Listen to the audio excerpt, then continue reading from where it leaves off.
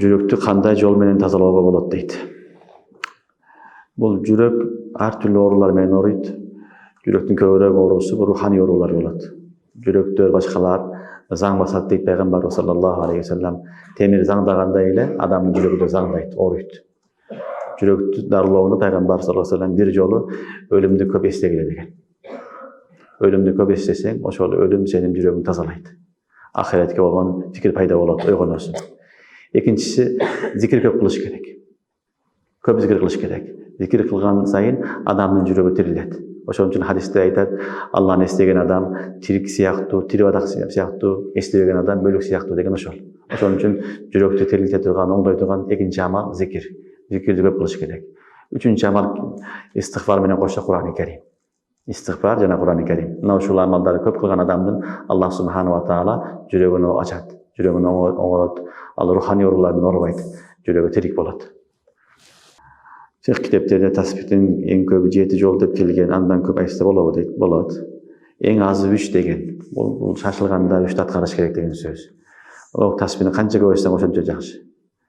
Түшүнүңөрбү? Намазда эътидал болуш керек. Туманина болуш керек. Намазды шашпай окуш керек. Шашпа дегенде ар бир рүкүн аткарылыш керек. Кыям болгондо кыям тик туруу деген. Ушуну аткарыш керек. Рүкү дегенде рүкү аткарылыш керек. Рүкүнүн сүрөтү табылыш керек. Яны рүкүгө келдиңби? Кыймыл аракет токтош керек. Токтоп туруш. Ушунун мыгдары важип болуп калат. Андан кийин 3 марта айтылат сүннет аднасы бул, эң азы. Андан кийин кете берет. Жамаатта окуганда имам 7, 9, 10 айтса боло берет так менен. Себеби аркадагы адам кийин келет, кийин турат. Аларды эске алыш керек. Аксакалдар бар, кишилер бар, ооручандар бар. Ошон үчүн шашпастан рүкү, шашпастан сажда кылыш керек. Саждага бардың, саждага баш койдуң, сажданын акысын бериш керек. Эптеп эле мынтип чокуп берген болбойт. Түшүнүңөрбү? Сажданын акысы ибадат бул. Ошон үчүн 3 эң азы бул адна. 7, 9, 11 айтыш керек. Намаздын акысын бериш керек. Кийин калма дейт, отурасың. Кийин жашса кыласың, кийин турасың. Ар бир кыймыл аракет бул ибадат.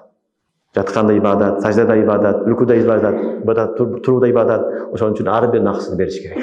Ошон үчүн 7ден көп айтса да боло берет. Бирок өтө көп айтып, коомго малал келбеш керек. Мисалы бүгүнкү күндө 7 эмес, 7, 9, 11 айтсаң эчтеке болбойт. Түшүнүңөрбү? Эчтеке болбойт.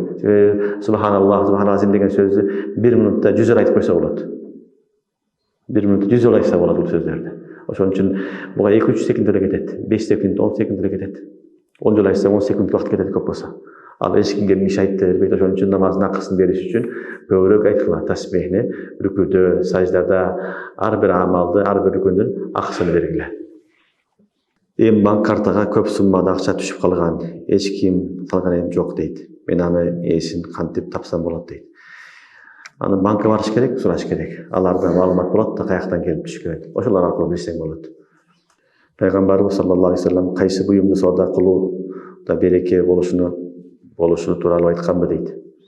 Негизинен пайгамбар саллаллаху алейхи вассалам тижараттын баардыгы эле береке бар, тижарат жакшы нерсе деген хадистерде пайгамбар айткан. Соода боюнча сабактын башында айтканбыз. Ат-тажиру судукул амин ма'ан набийин ва сиддиқин ва шухада. Аманаткөй, чынчыл соодагер пайгамбарлар, шахидтер менен чогуу болот деген. Баары эле жайыз. Пайгамбарыбыздын доорунда сахабалар дыйкандары болгон, соодагерлери болгон, атыр менен соода кылгандар болгон, тамак аш менен соода кылгандар менен болгон, кийим кече менен болгон, бүт баары жайыз. Негизинен адамдардын муктаждыгы болгон нерсени соода кылганда береке бар. Бирок элди ойлоп, өзүнүн байлыгы эмес, элдин кызматы, ошого акалдам деп иштесе, Алла береке берет. Азыркы учурда шариатка байланыштуу көп товарларга бойкот жарыяланган, ал товарлар салган, алган жана саткан кандай болот дейт. Эми бул товар халал болсо жайыз. Айтканбыз халал болсо, бул сырткы нерсе. Ошон үчүн бул баягы ыймандын, гайраттын таказасы.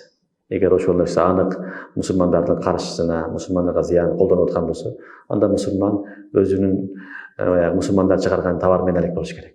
Ата мекендик товарларды өндүрүштү. Ата мекендик өндүрүш. Ошолорду алып колдонгон жакшыраак. Ошо пайда өзүбүзгө болот. Сыртка чыгып кете турган болсо, кафирлар кайра эле мусулмандарга каршы колдоно турган болсо, андан көрө өзүбүздүн товарларды, буюмдарды колдонгон жакшыраак. Адамдын ыйманына, гайратына таказасы ошол. Бирок ал соода кылып аткан адам халал соода кылып атат, ал эске алыш керек. Себеби сатып аткан товары халал болгон себептүү. Бирок сактанган башка нерсе саткан же сатып алган жакшыраак. Менин досум бар, ал ооруп калса, Алла шифа берет деп дары да ичпейт. Динибизде бул кандай дейт? Шифаны дагы Алла берет. Бирок Аллах субханала ва таала Куранда да айтат, пайгамбар саллаллаху алейхи ва салламдын сүннөт тарикасында дарылануу деген бар. Фаиза маристу фахуа яшфин. Эгер ооруп калсам, Аллах шифа берет дейт. Бирок шифанын жолдору бар. Алла таала ооруду берген зат, шифаны да берген. Шифаны да чогуу түшүргөн, шифаны дагы Алла жараткан. Ошон үчүн пайгамбар саллаллаху алейхи ва салламдын сүннөтү бар. Тиббун набави деген китеп бар. Пайгамбарыбыздын тиб боюнча айткан хадистери бар, мубарак. Бүт баардыгы ошо шифага тийишемиштүү нерсе. Ошон үчүн ооруп калса, Алладан дуба да кылыш керек. Анан ошол илажды да кылыш керек, дарыланууну да кылыш керек. Дарыланыш керек, доктурга көрүнүш керек, табипке барыш керек, айткан дарыларды ичип колдонуш керек. Аллах субханала таала бул дүйнөнү дарыла сыпат кылган. Себептер дүйнөсү. Шифаны өзү берет, бирок ошо себеп аркылуу Алла таала шифа берет.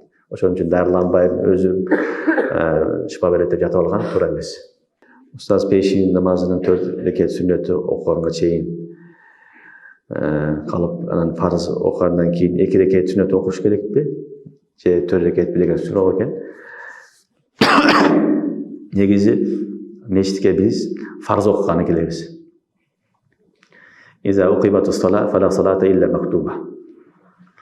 Икамат айтылгандан кийин эми сүннөт, нафил намаздар окулбайт. Биз алыста натай басып келип окуйдуган нерсе бул фарз намаз. Көп ошого маани бербейт. Келип алып сүннөтүн окуйт, нафилин окуйт, фарз окулуп атат, маани бербейт. Жок, фарзга келебиз. Себеби сүннөттү, нафилди үйдө окусаң болот. Башка жакта окусаң да болот. Ошон үчүн фарзга келиш керек. Мечитке келгенде карайсың, вакыт бар болсо, сен үлгүрсөң, анда сүннөт окуп ал. Вакыт тар болсо, күтүп тур, фарз оку. Фарздан кийин эми кантип окулат? Фарздан кийин тартип, фарз окудук, андан кийин 2 рекет окуйсуң. Тартип ошондой. Андан кийин 4 рекет окуйсуң. Кийинки тартипти бузуштун кажети жок. Түшүнүңөрбү? Кээ бирлер мынтип окугандар да бар, бирок негизи тартип ушул. Биринчи 2 рекетин окуп, артынан не кыл? 4 рекетин окуп кой. Бирок 4 рекетти мурда окуп койсо деле намаз боло берет. Бирок тартипти кайра бузуштун кажети жок. Илим окуп жатканда Куранды кошо жаттап жүрсө болобу дейт. Болот, жакшы нерсе, эгерде жаттай алса эң жакшы нерсе. Себеби илимдин негизи Куранда. Куран негизи илим. Эгерде вакытын бөлүп окуйм десе, нурунан нур.